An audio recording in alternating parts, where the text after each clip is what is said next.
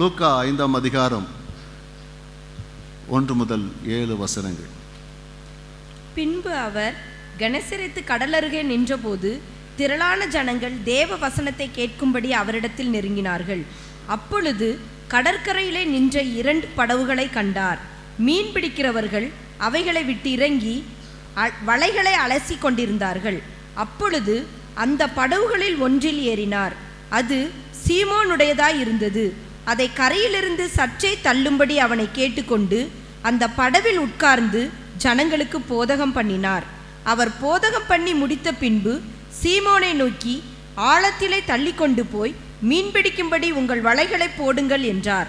அதற்கு சீமோன், ஐயரே, ராம் முழுவதும் நாங்கள் பிரயாசப்பட்டும் ஒன்றும் அகப்படவில்லை. ஆகிலும் உம்முடைய வார்த்தையின்படியே வலையை போடுகிறேன் என்றான். அந்தப்படியே அவர்கள் செய்து தங்கள் வலை கிழிந்து போகத்தக்கதாக மிகுதியான மீன்களை பிடித்தார்கள். அப்பொழுது மற்ற படவிலிருந்த கூட்டாளிகள் வந்து தங்களுக்கு உதவி செய்யும்படிக்கு சைகை காட்டினார்கள். அவர்கள் வந்து 2 படவுகளும் அமழத்தக்கதாக நிரப்பினார்கள். அல்லேலூயா! நல்ல சத்தம் ஒரு அல்லேலூயா சொல்லுவோமா? கர்த்தருடைய நாமத்துக்கு ஸ்தோத்திரம் உண்டாவதா. வேதம் தேவனுடைய பிள்ளைகளை குறித்து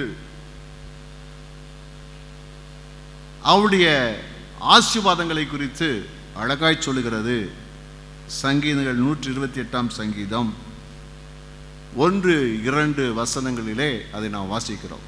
கர்த்தருக்கு பயந்து அவர் வழிகளில் நடக்கிறவன் எவனோ அவன் பாக்கியவான்.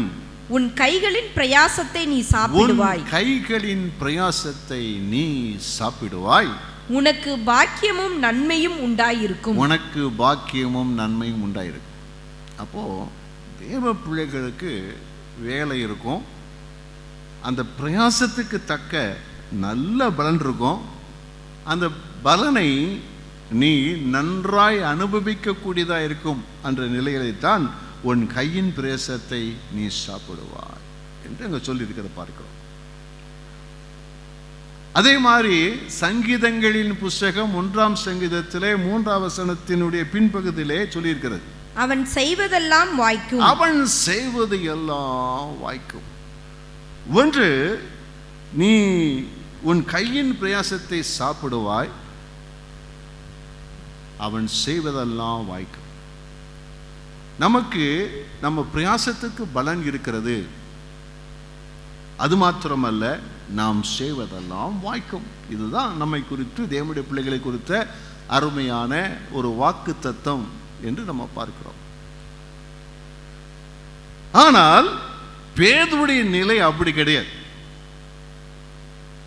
இது ஒரு தேவ பிள்ளைக்கு கொடுக்கப்பட்ட ஒரு அருமையான வேலை செய்யக்கூடிய ஒருவருக்கு இருக்கிறதான ஒரு வாக்கு தத்தம். சோம்பேறிகளுக்கு அது கிடையாது. ஆனால் பேதுரு சோம்பேறி கிடையாது. சோம்பேறி கிடையாது. அவர் கடினமான ஒரு உழைப்பாளி, சுறுசுறுப்பானவர், கடினமாய் பிரயாசப்படக்கூடியவர், எதையும் தைரியமாய் துணிகரமாய் எதையும் எந்த சிரமம் பாராதபடி அந்த வேலையை செய்யக்கூடியதான துணிவும் திறமையும் உள்ளவர். நீங்க வேதத்தில் பார்த்தீங்கன்னா, கர்த்தராகிய இயேசு கிறிஸ்துவானவர் யாரையெல்லாம் தேர்ந்தெடுத்தாரோ, ஊழியத்துக்கு அழைத்தாரோ, அவர்கள் எல்லாருமே அவர்கள் இருந்த துறைகளிலே அவர்கள் மிகவும் திறமை உள்ளவர்களாக, கடின உழைப்பாளிகளாக, அவர்கள் திறன்மிக்க நிலைகளில் அவர்கள் உள்ளவராக இருந்ததை இங்கே பார்க்க முடியும். பேதுரு அப்படிப்பட்டவர் தான். அவர் தான் செய்த தொழிலிலே மிகவும் திறமை வாய்ந்தவர், கடின உழைப்பாளி. அவர் மீன் பிடிக்க போறேன் கொஞ்ச நேரம் போயிட்டு வரல, ராத்திரி முழுவதும் வேலை செய்யக்கூடியவர். இரவு மாலை அவர்கள் அந்த வேலைக்கு புறப்பட்டு போனால் அடுத்த நாள் காலை வெயில் வரும் வரைக்கும் அவர்கள் பிரயாசப்பட்டு வேலை செய்யக்கூடியதான கடினமான ஒரு உழைப்பாளி. ஆனால் இந்த பேதுருடைய நிலையை பார்த்தா பரிதாபமா இருக்கிறது, பரிதாபமா இருக்கிறது. ஆண்டவர் கேட்கிற, ஆண்டவர் சொல்ற வார்த்தைக்கு அவர் பதில் சொல்வதை பார்க்கும்போது 5ஆம் வசனத்தின் ஆரம்பத்தில் சொல்றார், சீமோன், ஐயரே, ராம் முழுவதும் நாங்கள் பிரயாசப்பட்டும் ஒன்றும் அகப்படவில்லை. ராத்திரி முழுதும் என்ன செய்தோம்? பிரயாசப்பட்டோம். அங்கே போனோம், இங்கே போனோம், அங்கே வலையை போட்டோம், இங்கே வலையை போட்டோம், ஒரு சின்ன மீன் கூட என்ன செய்யலை, அங்கே அகப்படவில்லை என்று சொல்ல பார்க்கிறோம். கடினமான பிரயாசம். வாக்குத்தத்தங்கள் உண்டு.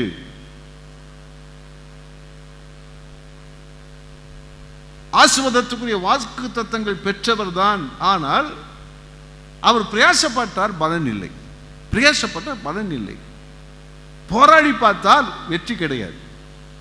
இப்படிப்பட்ட ஒரு நிலை இருக்கிறதை குறித்து என்ன செய்கிறோம் நம்ம பார்க்கிறோம். அப்படிப்பட்ட நிலைகளை தான் இவரை குறித்து வேதம் அங்கே அறிமுகப்படுத்துகிறது. அவர் 2ஆம் வசனத்தில் மீன் பிடிக்கிறவர்கள் அவைகளை விட்டு இறங்கி, படகை விட்டு இறங்கி வலைகளை அலசி கொண்டிருந்தார்கள். அவர்களிலே 2 படகிலே ஒன்று சீமன் பேதுருவுடையதாக இருந்தது அப்படின்னு சொல்லப்பட்டிருக்கிறார். அப்போ அவர் அந்த நிலைகளைத்தான் அவர் அந்த வெறும் படகை அவர் என்ன செய்கிறார், அவர் கரை கொண்டு வந்திருக்க. வெறும் படகோடு உள்ள வரும்போது, கரைக்கு வரும்போது அவருடைய இருதயம் எப்படி இருந்திருக்கும்?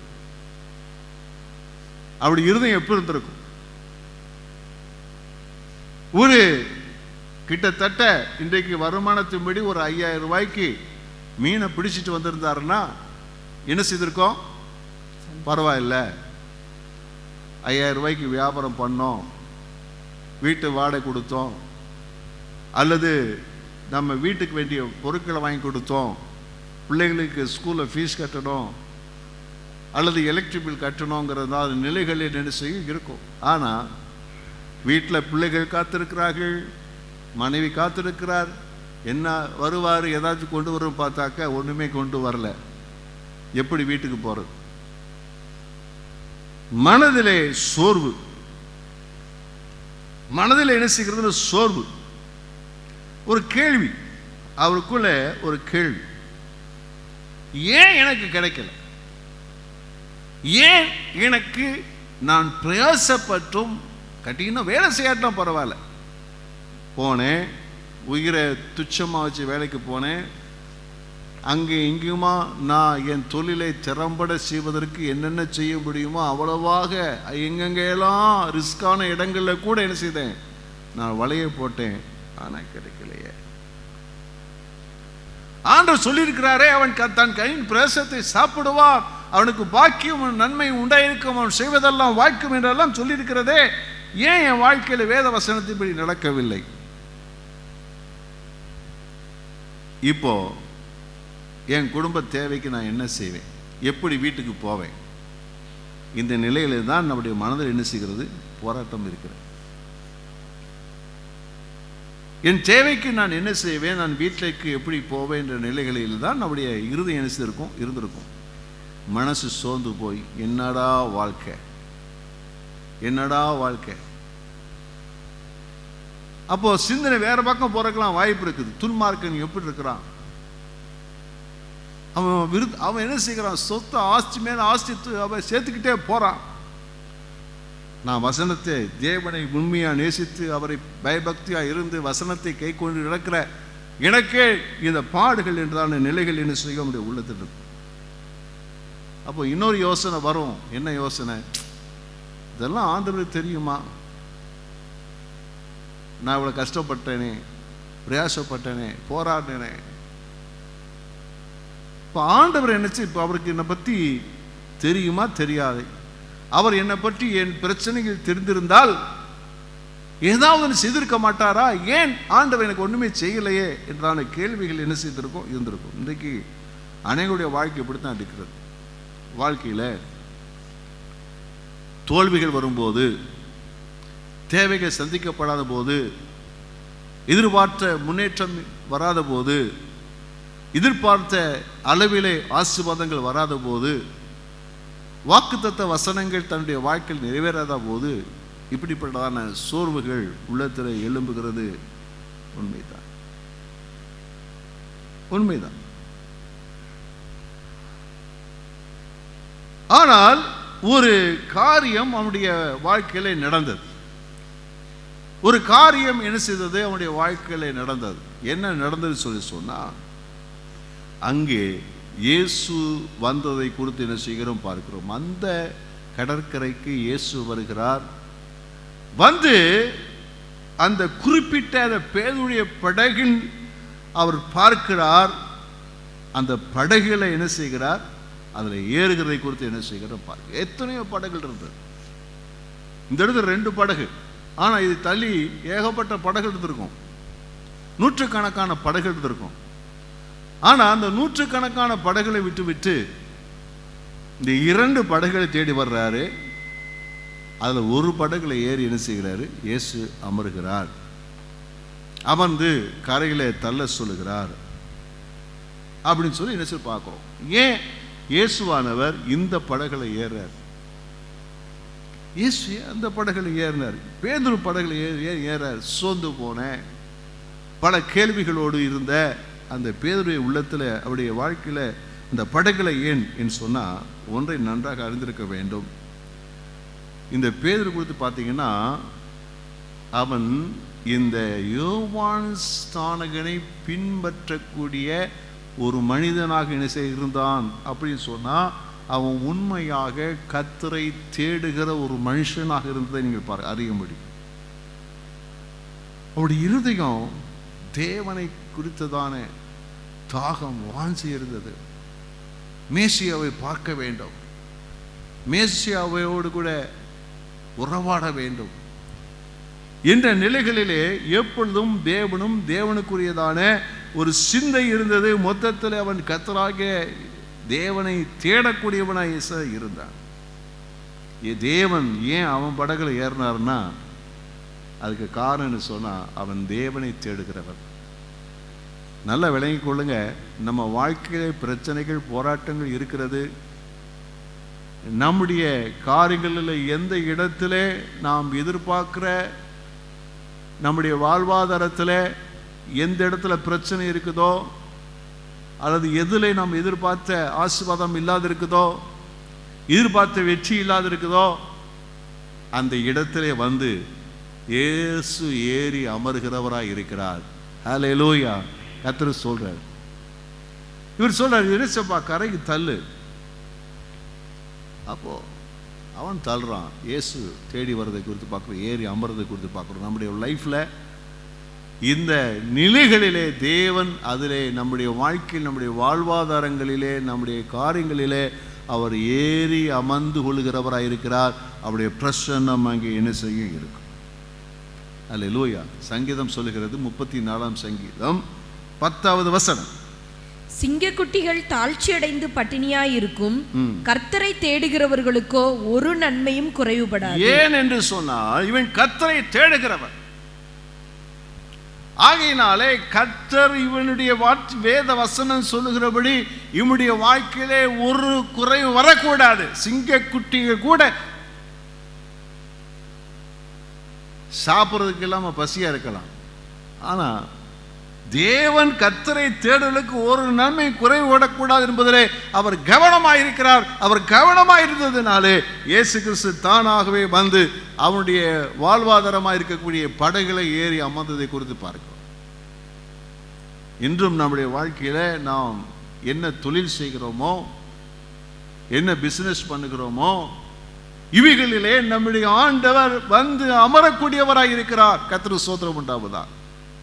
நீங்க கர்த்தரை உண்மையாய் தேடினால், கர்த்தருக்கு பிரியமாய் நடந்தால், ஆண்டவர் அந்த இடத்திலே வந்து தங்குகிறவராய் இருக்கிறார். கர்த்தருடைய நாமத்துக்கு ஸ்துதியும் ஸ்தோத்திரமும் மகிமையும் உண்டாவதா. ஒன்றை நன்றாய் விளங்கிக் கொள்ள வேண்டும். தேவன் எங்கே இருக்கிறாரோ, தேவ பிரசன்னம் எங்கே இருக்குதோ, அங்கே தேவாசீர்வாதம் தானாய் வரும். தேவன் எங்கே இருக்கிறாரோ, தேவ பிரசன்னம் எங்கே இருக்கிறதோ, அங்கே ஆசீர்வாதம் அங்கே ஏராளமாக என்ன செய்ய இருக்கும். கர்த்தர் அந்த இடத்துல ஒரு ஆசீர்வாதத்தை கட்டளையிட வல்லமுடையவராக இருக்கிறார். அதுக்கு நல்ல உதாரணம் என்ன சொல்லி சொன்னா, தேவனுடைய உடன்படிக்கை பெட்டி வாசிப்போமா? 2 சாமுவேல் 6ஆம் அதிகாரம் 11வது வசனம். கர்த்தருடைய பெட்டி கித்தியனாகிய ஓபேத் ஏதோமின் வீட்டிலே 3 மாதம் இருக்கையில், பாருங்க, கர்த்தருடைய பெட்டி அது பிடிக்கப்பட்டு பெலிஸ்திய நாடுகளிலே கொண்டு போய் அது வைக்கப்பட்டிருந்தது. பின்பதாக அது இங்கே இந்த இடத்திற்கு அங்கே வந்தது. மறுபடியும் வாசிங்க. கர்த்தருடைய பெட்டி கித்தியனாகிய ஓபேத் ஏதோமின் வீட்டிலே 3 மாதம் இருக்கையில், ஓபேத் ஏதோம் அப்படி வீட்டில் வந்து 3 மாதம் இருந்துச்சு. கைபத்தி அல்லே சொல்லுவோமா? அப்போ இது வரைக்கும் அந்த அந்த மனுஷன் வீட்டில் இப்படிப்பட்ட ஒரு வாய்ப்பு கிடைக்கல. அது வரும்போது எல்லாரும் பயந்தாங்க. ஆனால் இவனை என்ன செய்யறான் சொன்னால் அது சந்தோஷமாக ஏற்றுக்கொண்டான். 3 மாதம் இருந்தது. 3 மாதம் தேவனுடைய உடன்படிக்கை பெட்டி தேவனுடைய பிரசன்னத்திற்கு அடையாளமாக இருக்கிறது. 3 மாதம் இருந்தது. 3 மாதம் இருந்த போது நடந்தது என்ன? வாசிங்க. கர்த்தர் ஓபேத் ஏதோமையும் அவன் வீட்டார் அனைவரையும் ஆசீர்வதித்தார். என்ன செய்தாராம்? கர்த்தர் என்ன செய்தாராம்? 3 மாதம் இருக்கையில அவனையும் வீட்டார் அனைவரையும் கர்த்தர் ஆசீர்வதித்தார். எப்படி தெரியும்? ஏன்னா பார்க்கக்கூடிய அளவில் அவருடைய வாழ்க்கையில எல்லாமே மாறுகிறது. எப்படிப்பட்ட ஆசீர்வாதம் வந்து தெரியல. ஒருவேளை லேண்ட் மேலே லேண்ட் வாங்கணும்னா தெரியல, வசதிகள் பெருகினதா தெரியல. ஆனால் கர்த்தருடைய ஆசீர்வாதம் எல்லாரும் காணக்கூடியதாக என்ன இருந்தது? தேவன் எங்கே இருக்கிறாரோ, தேவ பிரசன்னம் எங்கே இருக்கிறதோ அந்த இடத்துல நிச்சயமாக ஆசீர்வாதம் இருக்கும். தேவன் நம் வாழ்க்கையிலே, நம்முடைய வாழ்வாதாரத்திலே, நம்முடைய தொழிலிலே, நம்முடைய வேலைகளிலே ஆண்டவர் வந்தால் நிச்சயமாக ஒரு பெரிய ஆசீர்வாதம் இருக்கிறது. ஆண்டவர் நிச்சயமாய் தேடி வந்து நம்மை ஆசீர்வதிக்க வல்லவராகவே இருக்கிறார். நம்ம மட்டும் என்ன செய்யணும்னா தேவன் நம்மோடு இருக்கிறதை நாம் உறுதி செய்து கொள்ள வேண்டும். கர்த்தர் என்னோடு கூட இருக்கிறாரா? நான் வேலை செய்யறதுல கர்த்தர் இருக்கிறாரா? என்னுடைய தொழிலிலே கர்த்தர் இருக்கிறாரா? கர்த்தர் எப்பொழுது இருப்பார் என்றால் கர்த்தர் எப்பொழுதுமே 4ஆம் இடத்தை ஏற்றுக்கொள்ள மாட்டார். நல்லா விளங்கிக் கொள்ளுங்க. கர்த்தர் எப்பொழுதும் என்ன செய்ய மாட்டார்? 3ஆம் 4ஆம் இடத்தை ஏற்றுக்கொள்ள மாட்டார். தேவன் எதை சொல்றார்? முதலாவது தேவனுடைய ராஜ்யத்தையும் அவருடைய நீதியும் தேடுங்கள் அப்படி சொல்ற. அப்போ ஆண்டவர் முதலாவது எதை எதிர்பார்க்கிறார் என்று சொன்னால் முதலாவது இடத்தை அவர் கொடுக்க விரும்புகிறார். நாம் செய்கிற இடங்களிலே முதலாவது போய் நம்ம தொழிலை தொடங்கும் போது ஜெபம் பண்ணி ஆரம்பிக்கணும். ஒரு வசனத்தை வாசிக்கணும். ஒருவேளை அந்த சூழ்நிலையிலே நமக்கு அதை செய்ய முடியாத மனதுக்குள்ளாகவாவது அது செய்ய வேண்டும்.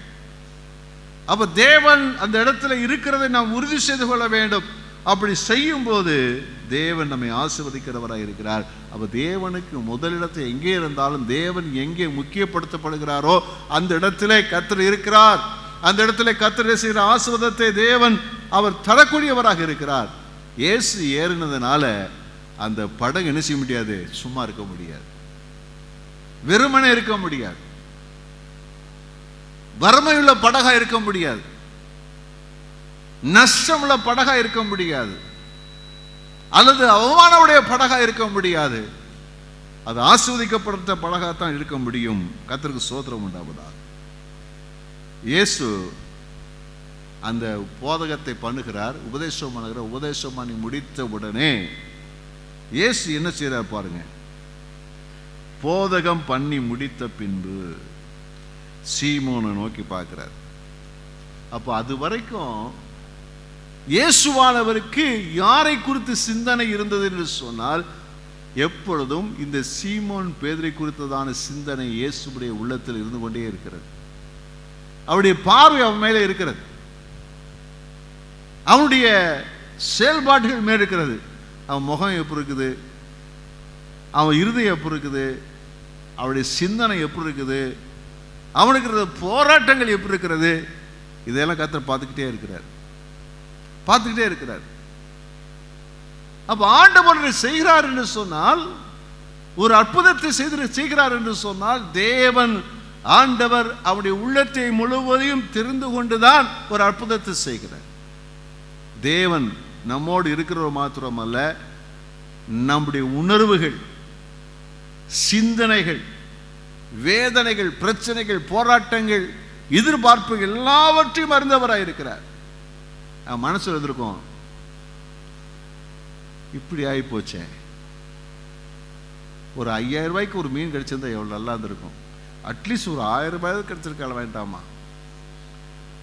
நான் இந்த கூட வந்தவங்களுக்கெல்லாம் நான் எப்படி சம்பளம் கொடுப்பேன், நான் என்ன செய்வேன், ஏது செய்வேன், வீட்டுக்கு எப்படி போவேன், இதே சிந்தனை அவனுக்குள்ள என்ன செய்கிறது இருக்கிறது.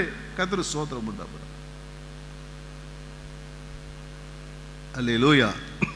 அதை அறிந்து தான் இயேசு சொல்கிறாரு, அவனை பார்த்து சொல்கிறாரு, என்ன சொல்கிறாருன்னா, வாசிங்கம்மா 4ஆம் வசனம். அவர் போதகம் பண்ணி முடித்த பின்பு சீமோனை நோக்கி, ஆழத்திலே தள்ளி கொண்டு போய் மீன் பிடிக்கும்படி உங்கள் வலைகளை போடுங்கள் என்றார். சொல்கிறாரு, அப்பா நீங்கள் இந்த 3 பேர் சேர்ந்துக்குங்க, அவளுடைய கூட்டாளி 2 பேர் இருக்காங்க இல்லையா, அவளை சேர்த்து சொல்கிறாரு, நீங்கள் என்ன செய்யுங்க, நீங்கள் இந்த படகை தள்ளிட்டு போங்க, ஆழமான இடத்துல போங்க, போய் வலையை போடுங்க.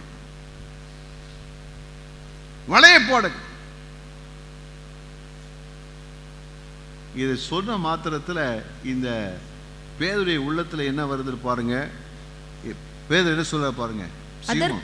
அதற்கு சீமோன், ஐயரே, ரா முழுவதும் நாங்கள் பிரயாசப்பட்டும் ஒன்றும் அகப்படவில்லை. என்ன ஆண்டவரே, ராத்திரி முழுவதும் நாங்க பிரயாசப்பட்டு கஷ்டப்பட்டுட்டோம், 1 வாரம் வேலை செஞ்சு பார்த்துட்டோம், 1 மாசம் வேலை செஞ்சு பார்த்துட்டோம், போராடி பார்த்துட்டோம், ஒன்றும் நடக்கலை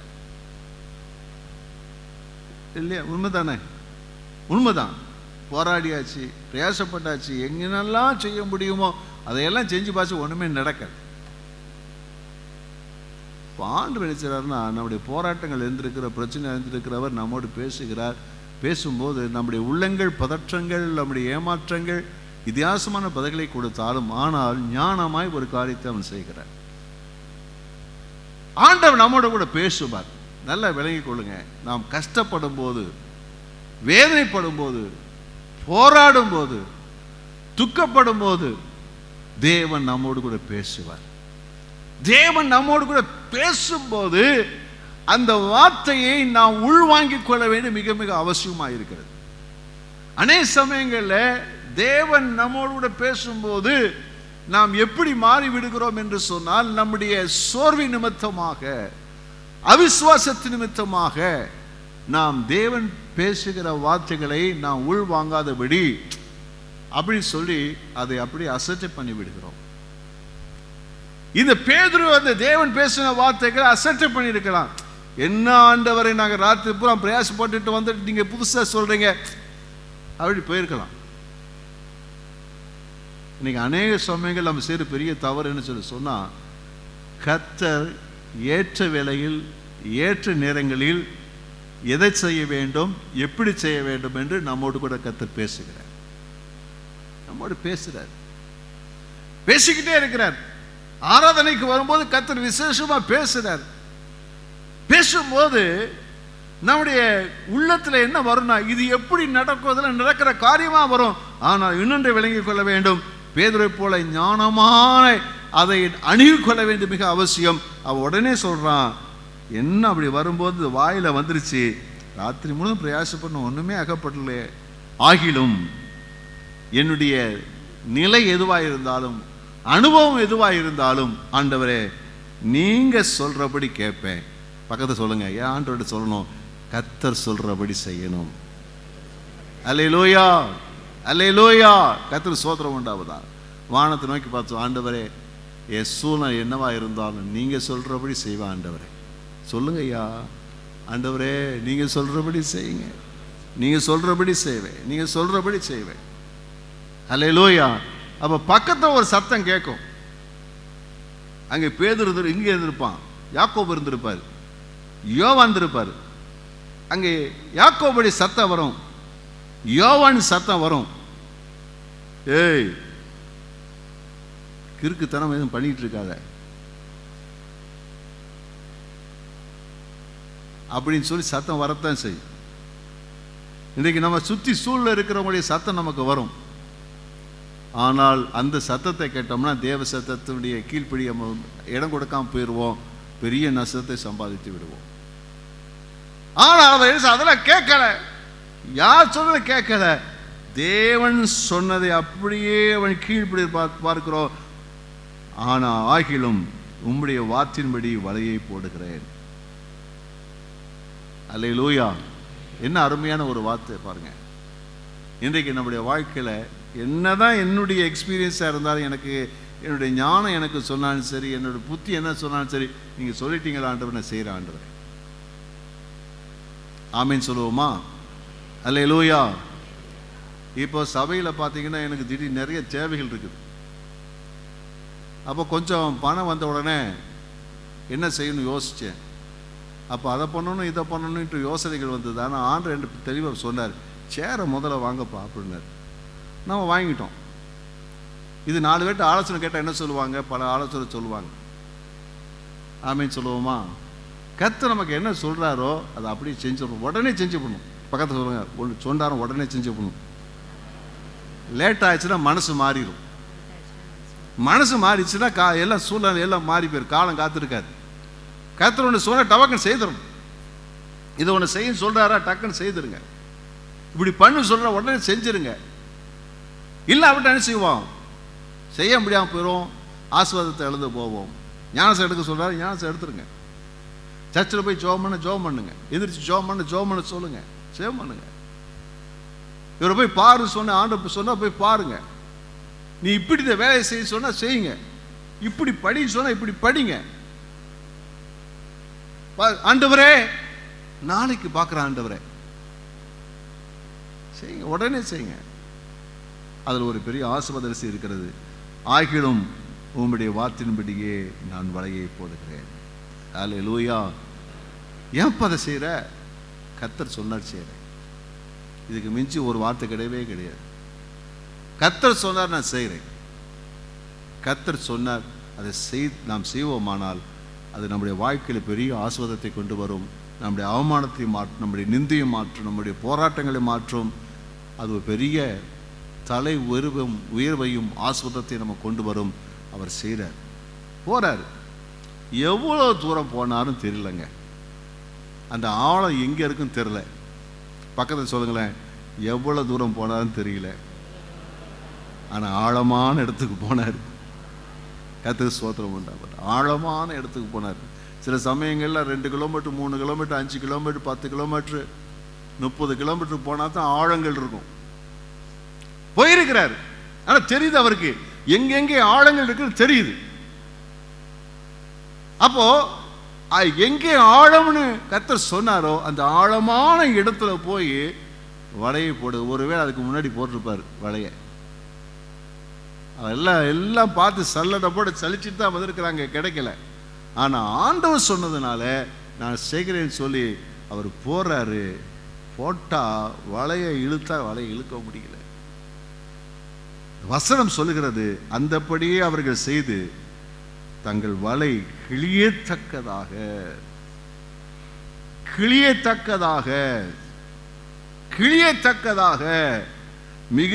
மிகுதியான மீன்களை பிடித்தார்கள். வலைய தாங்க முடியாத அளவுக்கு அவ்வளவு மீன்கள் இருந்திருக்குது. இழுக்க முடியல. உடனே மற்ற படகுல இருக்கிறவங்களையும் கூப்பிட்டு என்ன செய்யுங்க, நீங்க வாங்க அப்படின்னு சொல்லி அவர்களும் கொண்டு வந்தாங்க. அவர்கள் என்ன செய்றாங்க, 2 படகு என்ன செய்தாங்கன்னா அதுல மீனை நிரப்பினாங்களா. 2 படகு நிரம்பத்தக்க அளவில் மீனை நிரப்பினாங்களா. கைகளை தட்டி கர்த்தரை மகிமைப்படுத்துவோமா? தேவன் நம்ம ஆசீர்வதிச்சபடித்தான் ஆசீர்வதிக்கிறார். தேவன் நம்ம இப்படித்தான் என்ன செய்கிறார், அவர் ஆசீர்வதிக்கிறவராகவே இருக்கிறார். கர்த்தருக்கு ஸ்தோத்திரம் உண்டாவதாக. அல்லேலூயா. கர்த்தருக்கு ஸ்தோத்திரம் உண்டாவதாக.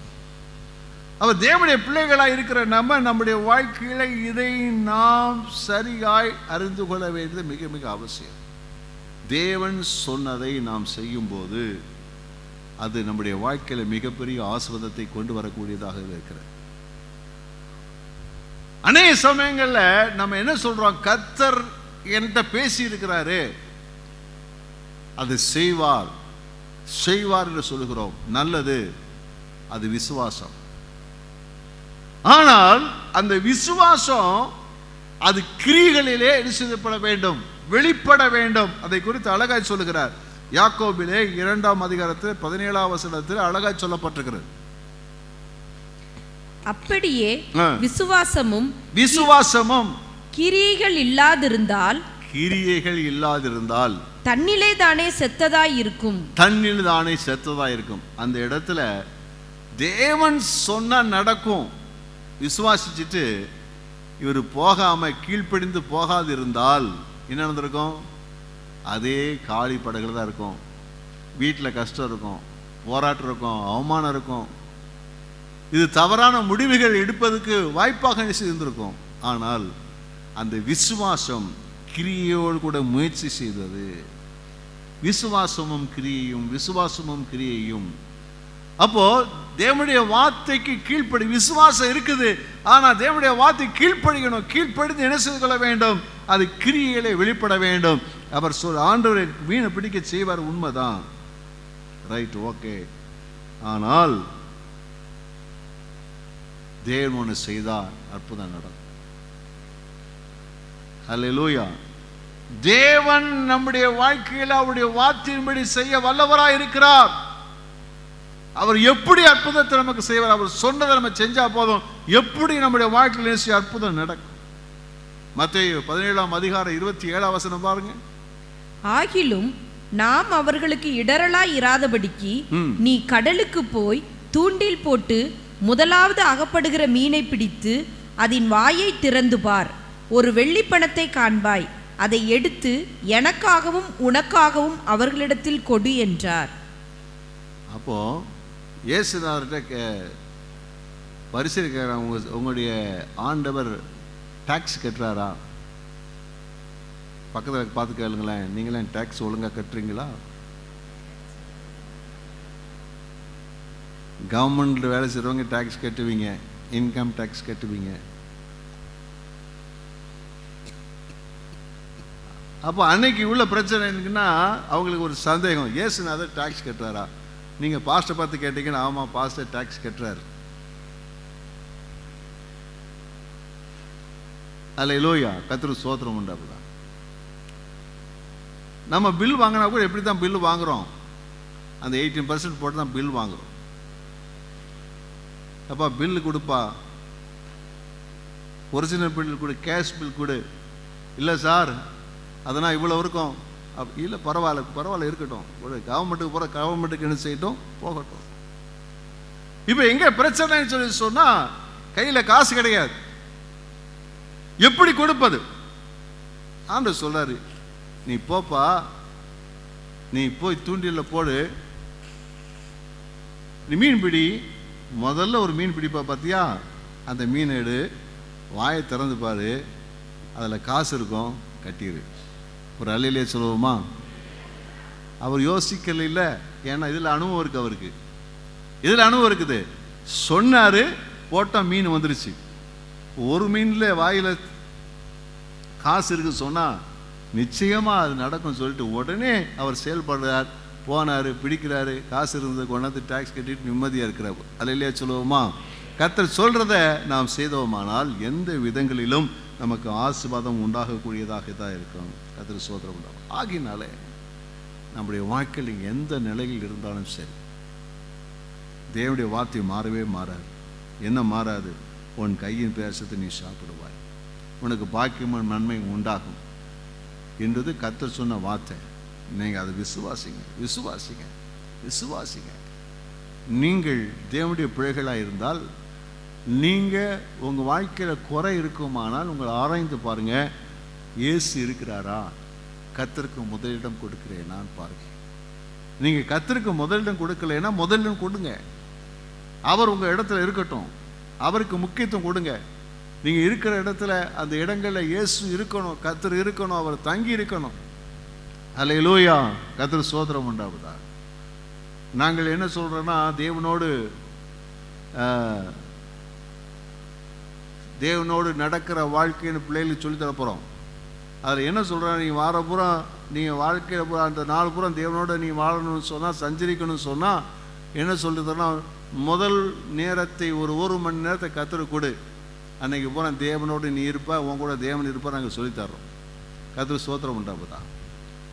அப்போ நம்முடைய வாழ்க்கையில் முதலாவது நேரத்தை நாம் தேவனுக்கு கொடுக்க வேண்டும். அதே போல் நாம் செய்கிற வேலைகள், தொழில்கள் எல்லாவற்றிலும் தேவனுக்கு முதலிடம் கொடுப்போம். ஆனால் நிச்சயமாக நிச்சயம் அது மாறும். கர்த்தர் செய்ய வல்லவராக இருக்கிறார். அது கொடுக்கணும். கொடுக்கும்போது தேவன் நமக்கு ஆலோசனை கொடுப்பாரு. அதை செய்யும்போது நிச்சயமாய் இப்பொழுது இருக்கிற பிரச்சனை மாறும், சோர்வு மாறும், கவலைகள் மாறும். தேவனுடைய ஆசீர்வாதம் நிச்சயமாய் நம்முடைய வாழ்க்கையில் வரும். ஆமென். எத்தனை விசுவாசிக்கிறோம்? அல்லேலூயா. அந்த பேதுருவினுடைய தேவன் நம்முடைய தேவனாக இருக்கிறார். அந்த பேதுருடைய தேவன் நம்முடைய தேவனாக இருக்கிறார். ஆண்டவர் இந்த நாட்கள் நீங்கள் சந்திக்கிற பிரச்சனைக்கு ஒரு தீர்ப்பை தருவார். நாம் செய்ய வேண்டியது என்ன?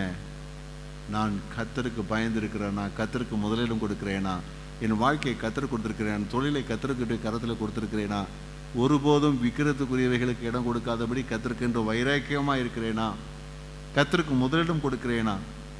அப்படியும் குறைவு வந்தால் தேவன் நம்மேல் அக்கறை உள்ளவராக இருக்கிறார் என்பதை அறிந்து கொள்ளுங்கள். அவர் நம்மோடு இடைப்படுவார். நம்மேல் அக்கறையாக இருந்து இதை இப்படி செய் என்று சொல்லி உங்களோடு கூட பேசுவார். அதை செய்யுங்கள். நிச்சயமாகவே பல மடங்கு ஆசீர்வாதத்தை நீங்கள் காண்பீர்கள். கர்த்தர் உங்களை ஆசீர்வதிக்க வல்லவராக இருக்கிறார். ஆமென். எல்லாம் எழுதி நாம் ஜெபம் பண்ண போகிறோம். Glory to Father.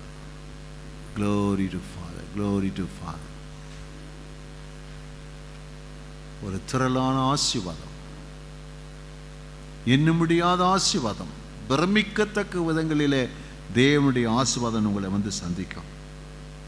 உங்கள் சோர்வுகள் மாறும், குழப்பங்கள் மாறும், வேதனைகள் மாறும்.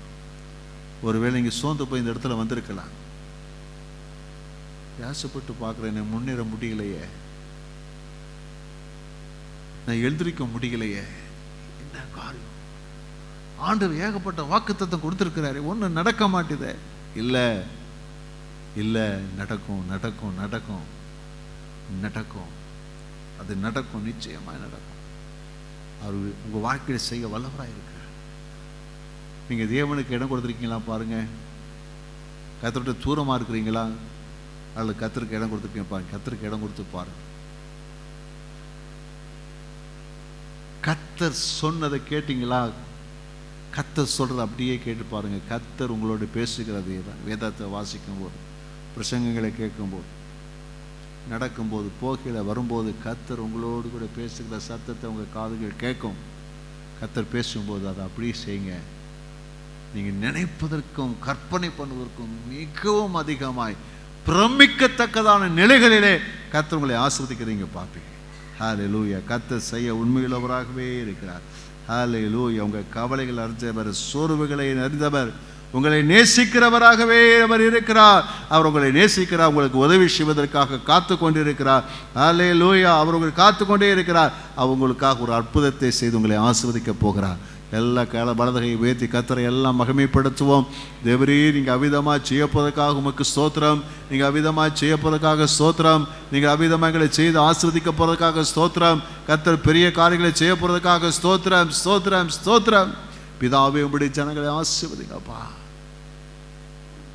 காலியான படகு, ஆனால் கர்த்தர் ஏறினார். கர்த்தர் சொன்ன வார்த்தையின்படி அந்த படகு புறப்பட்டு போனது. ஆண்டவரே, அது தன் வேலையை செய்த போது தாங்க முடியாத மீன்களை அள்ளி கொண்டு வந்தது. ஆண்டவர், அதே போல எங்கள் வாழ்க்கை, எங்கள் வேலை, எங்கள் தொழில்கள் இன்றைக்கு காலியாக இருக்கலாம், வெறுமனாக இருக்கலாம். ஆனால் நீங்கள் இருக்கிறீங்க. நீங்கள் சொல்கிறத கேட்டு அப்படியே நாங்கள் நடக்கிறதுக்கு எங்களை இடம் கொடுக்குறோம். நீ சொல்கிறபடி நாங்கள் செய்கிறோம். திரளான ஆசீர்வாதத்தை உங்களுடைய வார்த்தைப்படி தர உண்மையுள்ளவராக இருக்கிறதுக்காக ஸ்தோத்திரம். உங்களுடைய பிள்ளைகளை எங்களை அவிதமாகவே ஆசீர்வதிக்கிறோம். ஆண்டவர் அற்புதத்தை செய்யுங்க, ஆசீர்வதிங்க. எல்லா துதியை நாங்கள் உமக்கே செலுத்துகிறோம். இரட்சகர் இயேசுவின் நாமத்தில் நல்ல பிதாவே, ஆமென்.